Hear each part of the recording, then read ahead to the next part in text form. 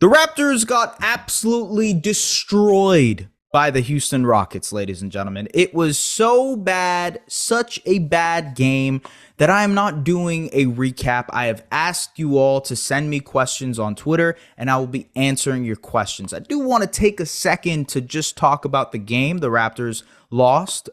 Houston scored 130 plus points. Raptors scored 106.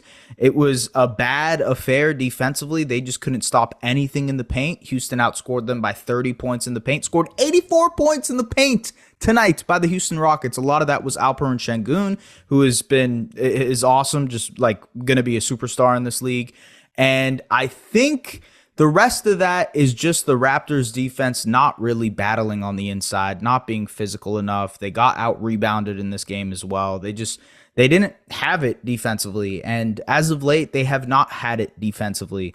Their point of attack defense continues to be an issue. They give up a lot of straight line drives. They give up a lot of drives in general to the basket.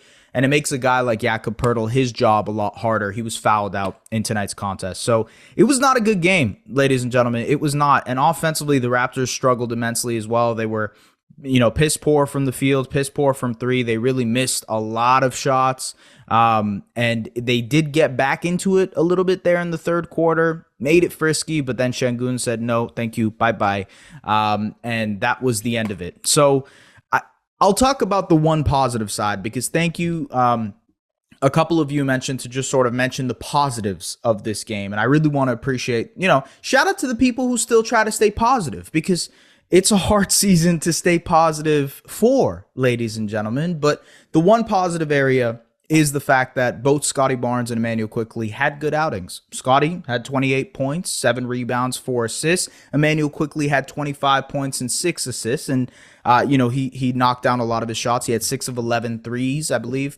Took 11 threes, which is a great sign, incredible sign. I mean, we've been asking him to shoot those threes more often, and tonight he clearly did that. So if you wanted any positives, it's that the two young guys that the Raptors are building around had good games regardless. Now, I had a question. I had someone ask me a question, and I want to bring this up because I thought it was a great question.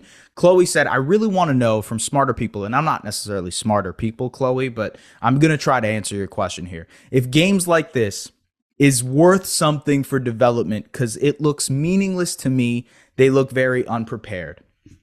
It's a really good question, and it's something that I've been wondering myself.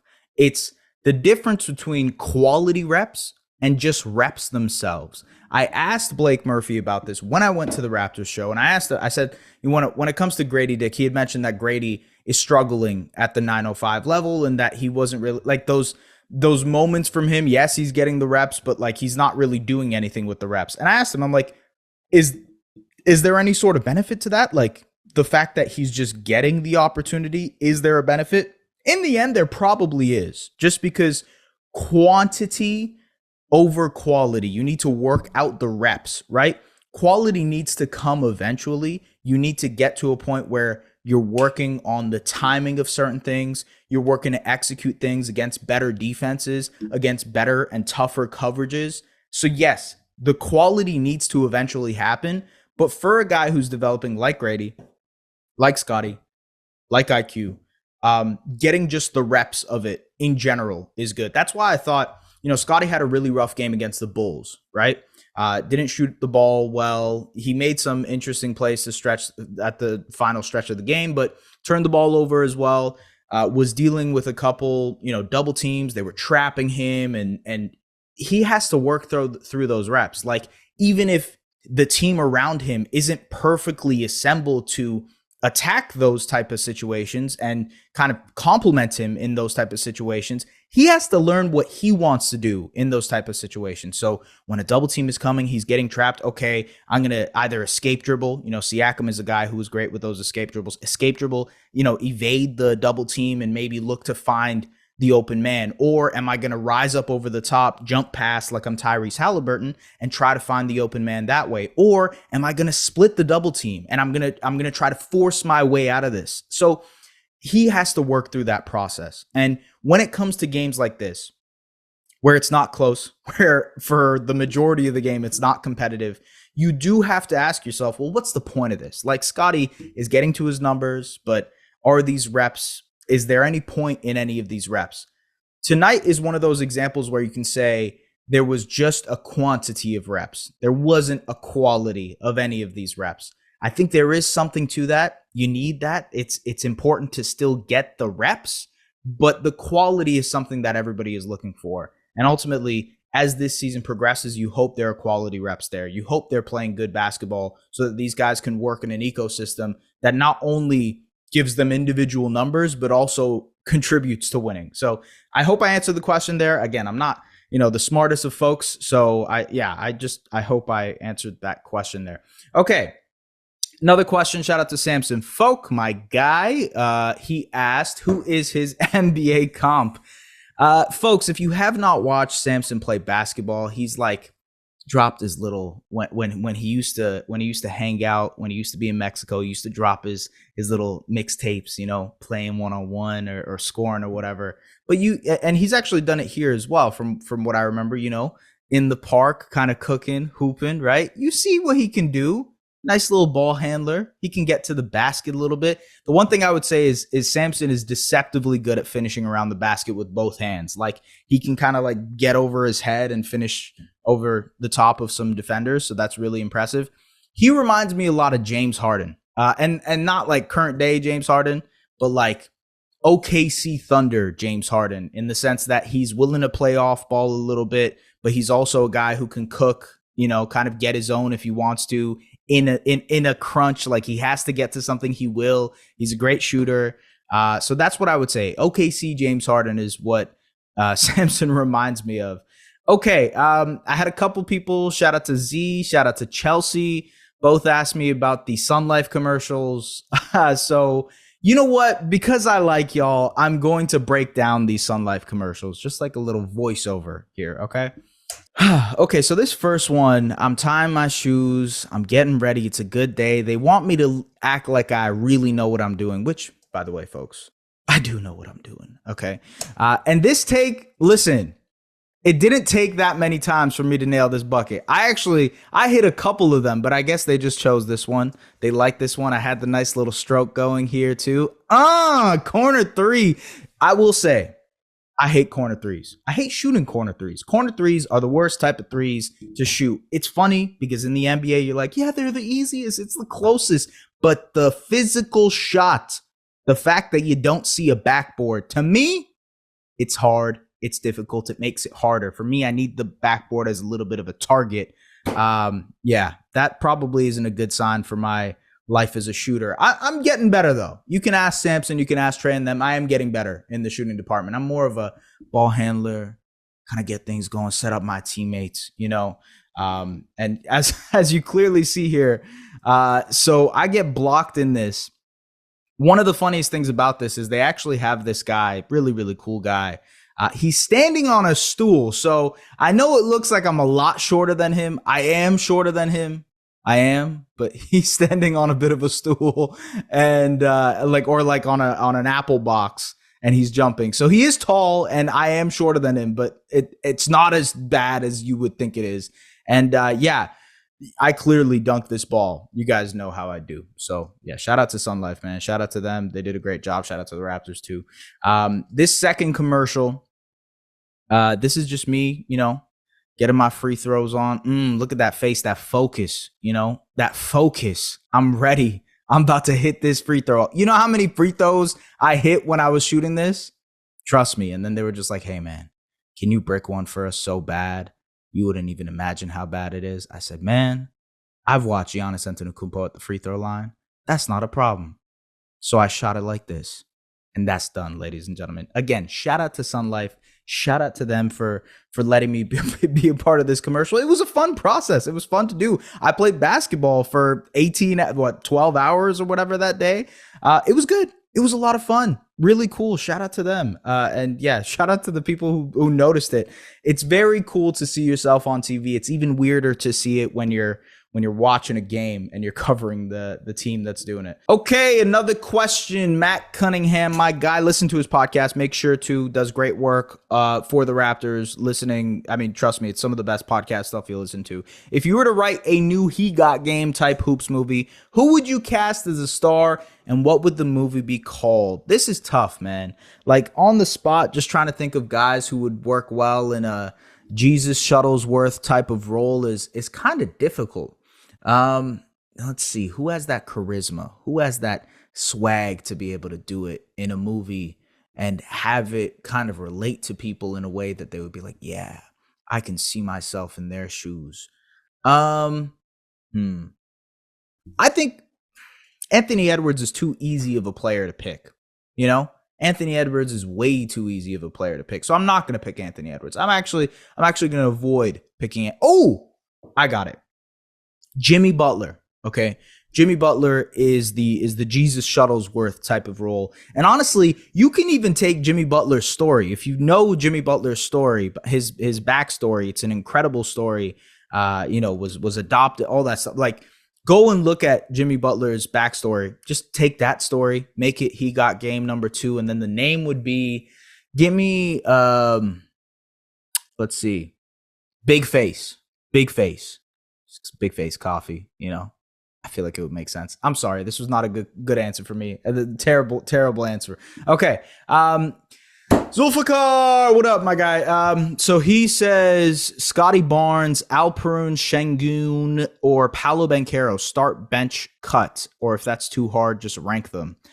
You're trying to get me in trouble regardless with this question. This is not nice. This is not a nice question to ask because, you know, one of them's an all-star. And if I leave Paolo out there, like, you left the all-star for the two guys who didn't make the all-star team. And if I, do something else, then it'll be bad for my career overall.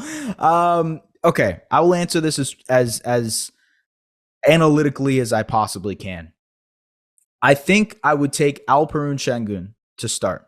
I think Sengun is the highest upside player, in my opinion, in terms of he can be an offensive engine unto himself. He's going to be like a offensive hub. I think he's going to be a superstar in this league.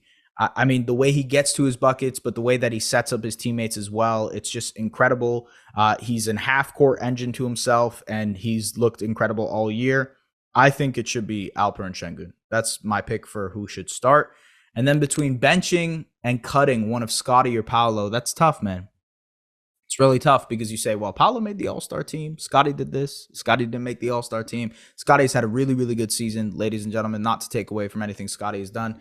I think that I would still cut Paolo. And the reason I say that is because I enjoy the two-way ability of Scottie Barnes a tad bit more than I like the two-way ability of Paolo Banchero. Don't get me wrong. Paolo, when he wants to, can lock in and be a really good defender. He has the size, too. He's 6'10". Like, he's a gigantic human being with a lot of versatile skills. So I'm not taking that away from him.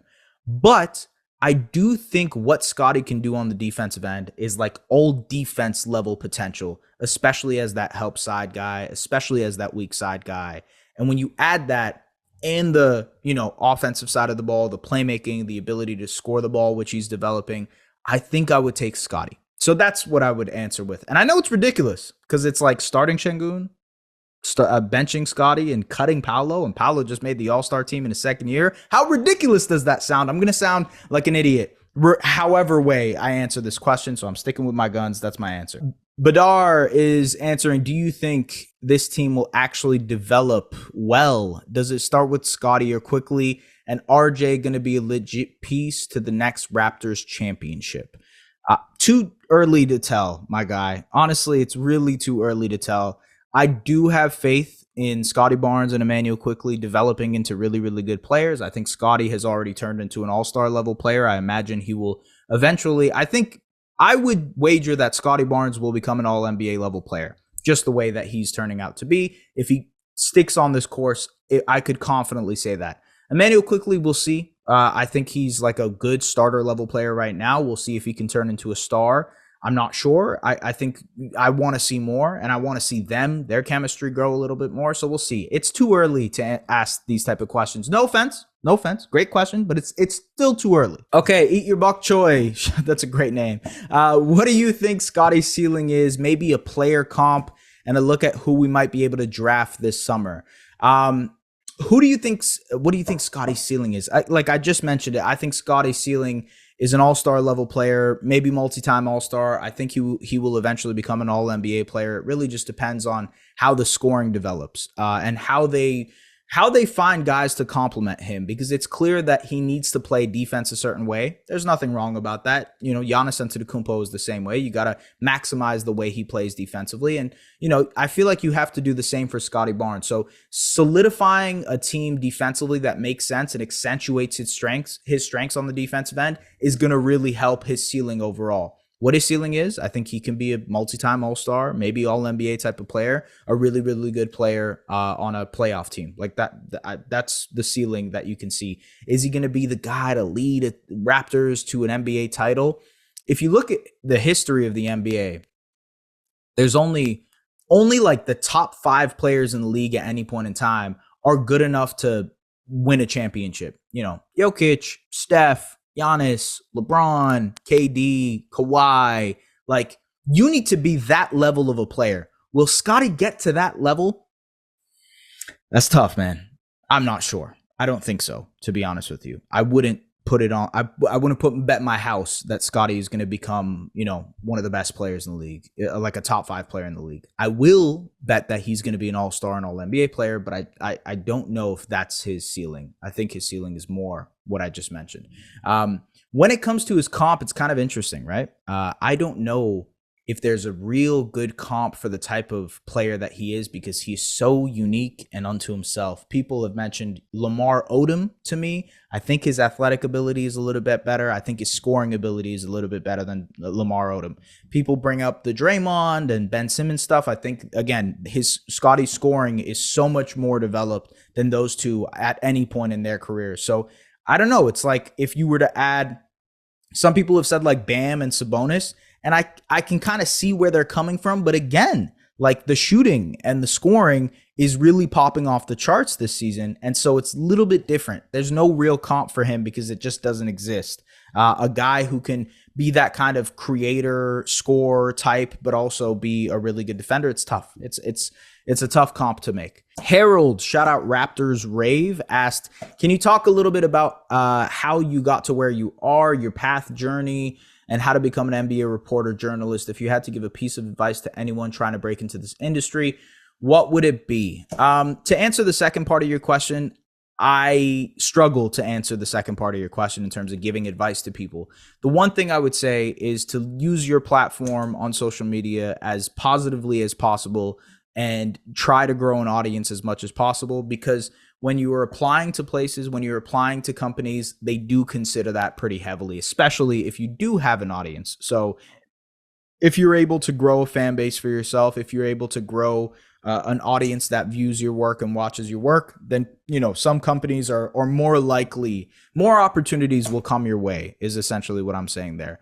As far as my path, I think everybody's path into sports media is very unconventional, and mine is very much so unconventional too. I always had a passion for basketball. I always wanted to talk about basketball and to pursue it. I initially wanted to do it as an agent. So I went to business school and I was like, I'm going to become an agent or a front office member. And I was like, I don't know. I'm not sure if I necessarily love this route. I'm going to go and do law school and I'm going to be an agent. And, you know, I'm going to learn cap stuff and become a like cap whiz and whatnot. And I went to law school and I really, really loved it. But some life circumstances sort of pulled me back to Toronto, and I had to reassess my options. I still wanted to get involved in basketball and cover basketball and do something. And so I decided to go to sports media. And yeah, I finished at the College of Sports Media 4 years ago. And now I'm doing what I'm doing. So yeah, that's sort of the journey, my guy. Just you have to, no one journey in sports media is the same, is how I would put it. So you have to just find your own path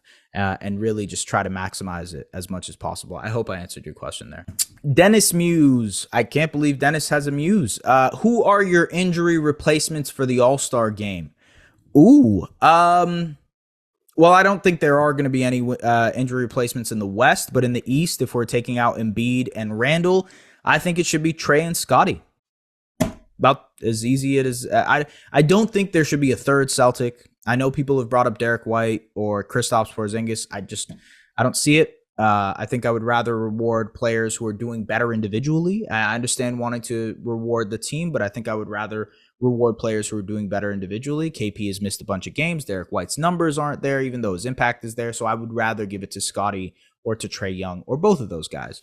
There's some other guys that could be in consideration. Maybe Pascal. It is in Indiana, so maybe they give another Pacer the nod here, especially with Adam Silver making this decision. Maybe he says, hey, we'll pick another Indiana Pacer to be an all-star.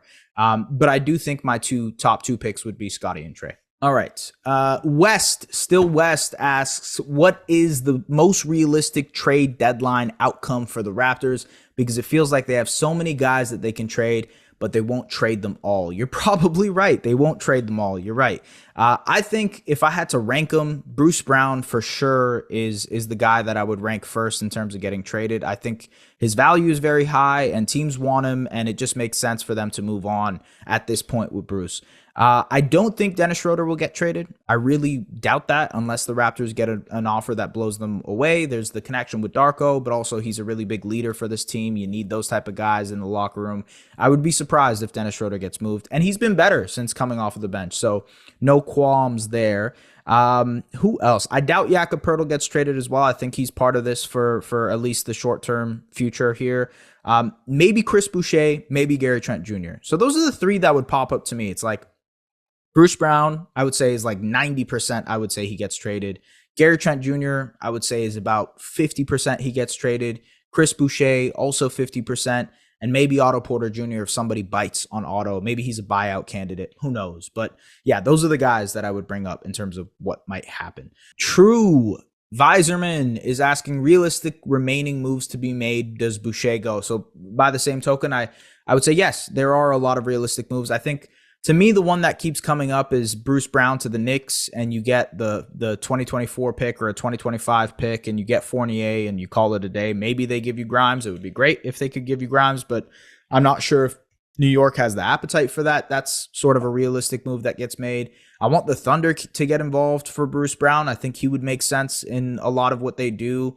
You know, maybe you take on Bertan's contract and you get like 2 picks instead, which would be really awesome. Good Vibes Ball, Quick in the Six is asking, can you think of another first-round pick less ideally protected, accounting for relative draft position, than the one the Raptors traded for Yak? That's a great question, dude.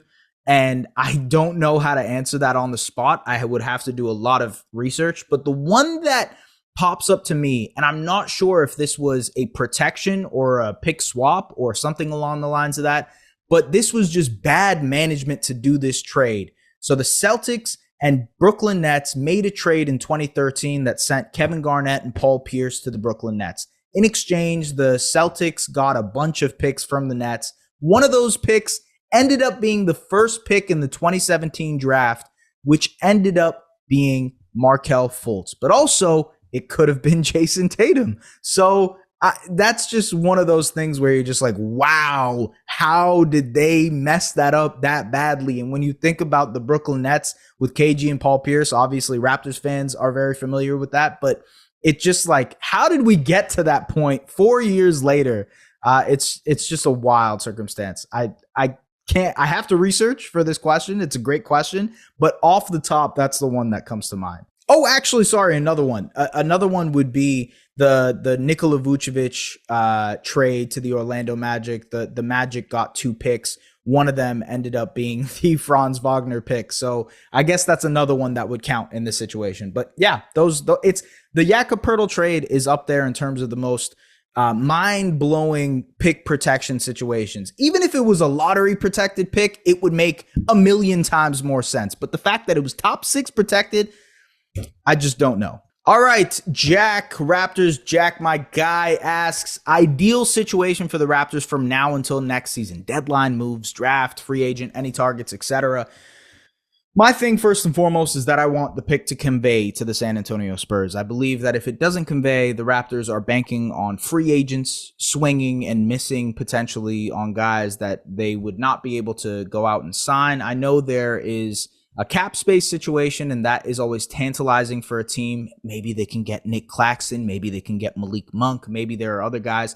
I do not see that happening for this team, and so therefore I would like the pick to convey. I would like them to move on with their lives in terms of this pick protection. And then from there, try to build a team that makes sense around them. I think Jakob, IQ, RJ, Scottie, those four are for sure going to be on this team next year. Those are the four that I would say almost 100% sure that they are all going to be on this team. Jakob, maybe not so much, but the other three, RJ, IQ, and Scottie, you know those guys are going to be building blocks moving forward. How do you maneuver, and obviously Gradey Dick as well. Sorry, I blanked there. But how do you maneuver, right? How do you build? How are you going to be worse next year? Are you planning to be worse next year?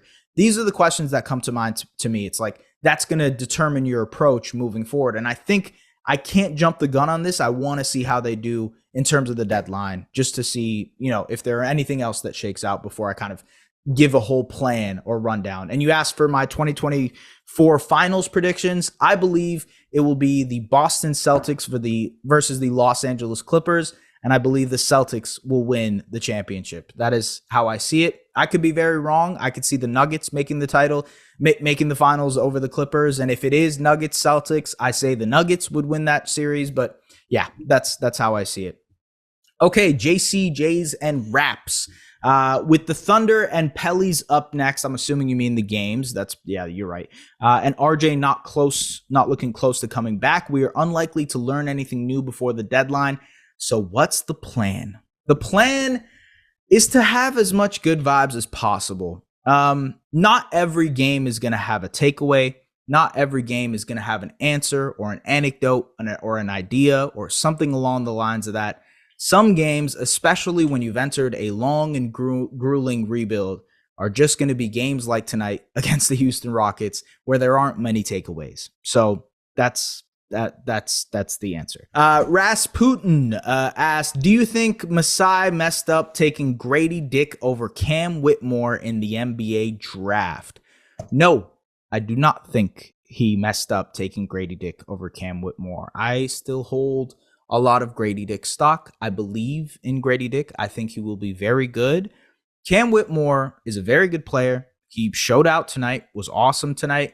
I think we should slow our horses in terms of like what we conceive of a player as a rookie versus what they will be in year 5.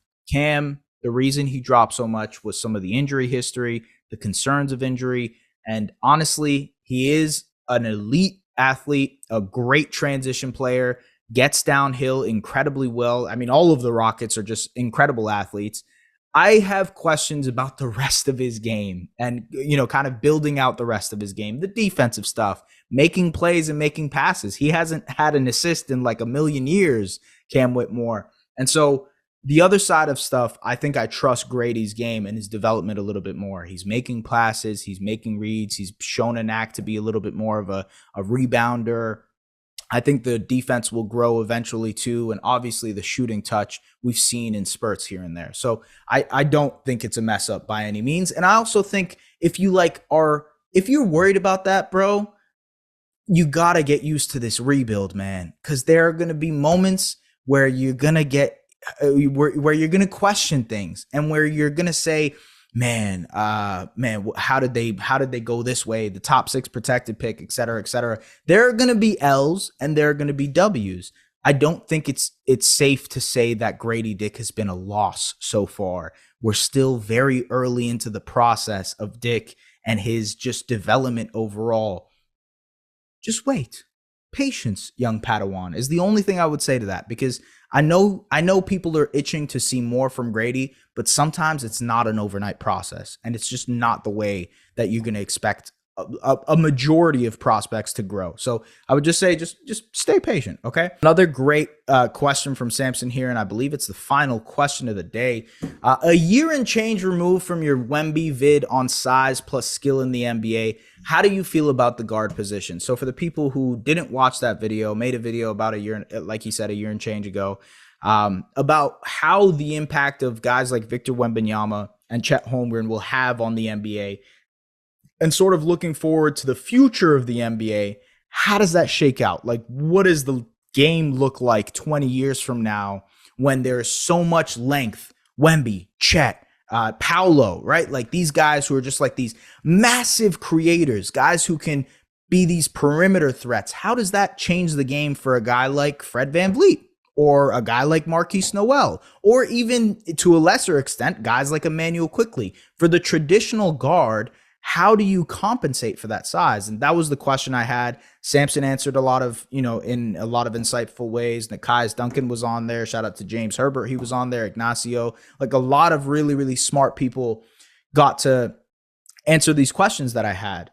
And I think that the thought I have now, a year and a half later, is that guard play is still so important.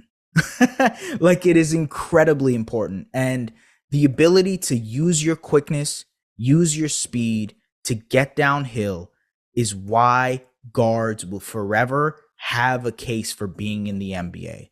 Having these 6'1", 6'2", 6'3" guards who can attack the basket, have incredible quick first steps. Those guys are needed because those guys are incredible at creating advantages. And while there are clear advantages to having bigs, right? Wemby can carve out a mismatch. Chet can carve out a mismatch. Paolo can carve out a mismatch. Scottie can carve out a mismatch. But you still need that element of the game. You still need the skill of what a guard can do, because not a big man can't emulate some of the stuff that guards do. All love to Wemby. All love to the unicorn ability that he has. He's doing stuff that some guards can do, but you still need Trey Jones to hook him up. You still need Trey Jones to set him up. You see the on-off numbers with them are ridiculous. And when Wemby isn't playing with a point guard, it's a little bit of a different question. So you need guys to be the setup man. I don't know if anybody plays volleyball here. My wife was a really, really good volleyball player in high school. She was the setup person, right? She was setting people up. She's a small little person, but she sets people up all the time. That was her amazing skill in volleyball, and she ended up winning MVP because of it. There were the taller volleyball players, right, that were swatting it over the net and jumping really high, and that's an important skill to have in volleyball too, but you need the setter. You need the person that's going to set them up. And that's why the guard position is so damn important. I think that's it for questions. Just want to say the game sucked. All right. It was a bad game. There's no question about that. It was a tough gun. No question at all. But I want you guys to have faith and try to enjoy the process, because folks, it might be a long rebuild. It might be we're in this 3-4 years from now and saying, man, it's going to take a while for this team to get back into the playoffs. And I don't want that to alarm you guys. Maybe that's not the case. Maybe they do end up being a playoff team in the next couple of years. And hey, if we believe in Scottie the way that a lot of people do believe in Scottie, and I believe in Scottie and his ability, then that should happen. But I just want to say there are going to be moments where they suck. And tonight they sucked. Them's the breaks. Like that's just part of the process. You will enjoy these moments 10 years from now when they are in the playoffs, when they are in the Eastern Conference Finals, battling, fighting to try to make it to the finals. Enjoy these moments because you will look back on them fondly. It's crazy to say, but I look back on the Allen Anderson, Rudy Gay, shout out to like that era of basketball, Raptors basketball, the early Kyle and DeMar years of them struggling. Like, I really do look back on that fondly because it led to the NBA championship, because it led to all those incredible playoff runs. You gotta have, there is no light without dark, there is no day without night, and there is no win without loss. So you're gonna lose some, ladies and gentlemen. And yeah, them's the breaks, ladies. Thank you very much. Appreciate it. Listen, tap into Raptors Republic, subscribe on Raptors Republic, do the things you guys do for Raptors Republic. We have our trade deadline show on Tuesday. Should be great. Should be awesome. Should be cool. I'll be there along with a lot of other cool people as well. Thank you very much. We will see you guys later. Take care.